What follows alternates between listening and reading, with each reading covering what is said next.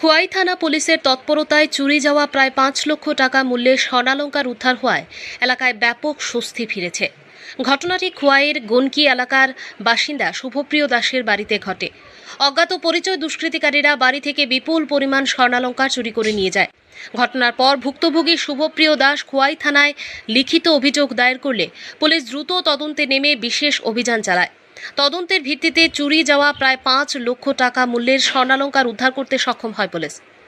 খোয়াই থানার ওসি কৃষ্ণধন সরকার জানান, এই ঘটনায় তদন্ত এখনও অব্যাহত রয়েছে। চুরির সঙ্গে জড়িত পুরো চক্রকে চিহ্নিত করতে পুলিশ কাজ করছে এবং কারা কারা এই অপরাধে জড়িত রয়েছে তা খতিয়ে দেখা হচ্ছে। পাশাপাশি অভিযুক্তদের গ্রেপ্তারের লক্ষ্যে পুলিশের অভিযানও জোরদার করা হয়েছে। খোয়াই প্রতিনিধির রিপোর্ট, প্রতিদিন ত্রিপুরা।